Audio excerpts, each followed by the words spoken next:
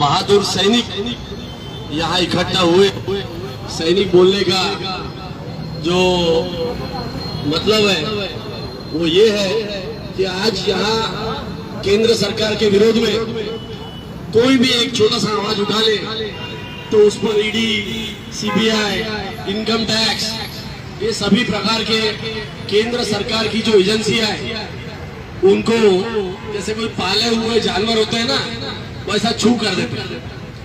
तो आज किसी को अगर केंद्र सरकार के विरोध में कुछ कहना है तो उसका बहादुर होना बहुत जरूरी है।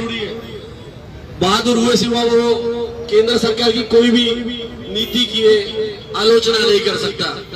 तो हम लोग जो यहाँ खड़े हैं वो किसी सैनिक से कम नहीं है, जवान से कम नहीं है, जो इस देश को बचाने के लिए सैनिक हमारे जवान हमारे देश की सीमाओं पर लड़ते हैं। हम इस देश को बचाने के लिए हम इस देश के अंदर इस देश को बेचने वालों से लड़ रहे हैं। आज जिस प्रकार का माहौल इस देश में केंद्र सरकार ने पिछले 8 साल में बना दिया, बड़ी बड़ी बातें करते थे ये लोग, सबका साथ सबका विकास। आज किसका विकास हो रहा है और विकास की परिभाषा क्या है? आज हमारे देश में जिस तरीके का विकास हमारी कांग्रेस सरकार ने किया, अन्य सरकारों ने भी किया, पर एक आम आदमी का जीवन जो है उसका जीवन का स्तर बढ़ाने का काम हमारी कांग्रेस सरकारों ने की है।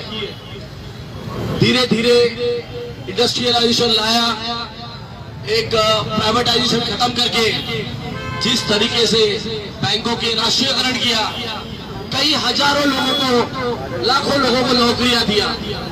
ये जो नौकरियां मिली इससे आम आदमी का जीवन स्तर बढ़ा। आज गांधी जी कहते थे कि देश के अंतिम व्यक्ति का विकास होना यही विकास है। एक व्यक्ति जो सबसे गरीब है, सबसे अंतिम श्रेणी में आता है, उसका जब जीवन आप सुधारोगे उसे विकास कहेंगे, ना कि ये जो रास्ते बन रहे हैं, ब्रिज बन रहे हैं, बड़े बड़े कंक्रीट के जंगल बना रहे हो, इसे विकास नहीं कहा जा सकता। आज जिस तरीके से एक फौज की नौकरी, जो फौज में जवान जाता है, उसे खत्म करने का काम इस देश में किया गया। एक जवान जो अपनी जान की परवाह किए बगैर सीमाओं पे लड़ता है, आज उसे एक तरीके से 4 साल में आप पूरी तरह से बिना रैंक के, ऐसा कौन सा काम किया जा सकता है? ना उसे रैंक है, ना उसे पेंशन है, ना उसे कोई फैसिलिटी है, ना उसे कैंटीन की फैसिलिटी है।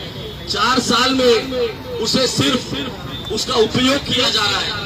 और क्या दे रहे हो आप उसको? बोल रहे हो कि 10 लाख रुपए देंगे, परंतु 10 लाख में से 5 लाख 2,000 रुपए उसी की सैलरी में से काट रहे हो, और उसके बाद में 5 लाख 2,000 रुपए उसके ऊपर का ब्याज दे रहे हो।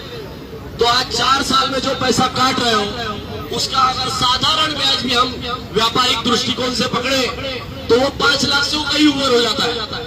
तो आप अपने जेब से कुछ नहीं दे रहे हो, उसी का पैसा काट रहे हो और उसी को दे रहे हो। तो एक तरीके से धोखा दिया जा रहा है उन लोगों का। क्या जिन्होंने परीक्षाएं पास करके उनको सिर्फ जॉब अपॉइंटमेंट लेटर मिलने वाला था, 2 साल से कोई भी अपॉइंटमेंट नहीं हुआ, और उसके बाद में भी जब लेटर मिलने की बारी आई तो उसे आप पूरी तरह से खारिज कर दिए। और उसके बाद में अब बोल रहे हो कि हम फिर से परीक्षा लेंगे, और वो परीक्षा में जो पास होगा उसे 4 साल के लिए बहाल करेंगे, बिना सोचे समझे।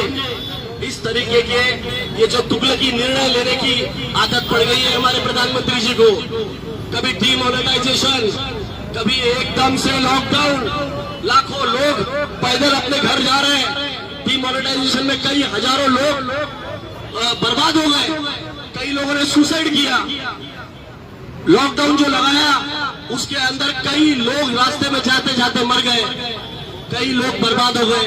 इतना बड़ा विस्थापन हुआ जो कभी नहीं हुआ, पूरे विश्व में कभी इतना बड़ा विस्थापन नहीं हुआ जितना हमारे लॉकडाउन ने किया। तो ये ये जो आदत पड़ गई है तुगलकी, जीएसटी लगाने के बाद पूरे व्यापारियों का आपने धंधा खत्म कर दिया, छोटे व्यापारी बर्बाद हो गए।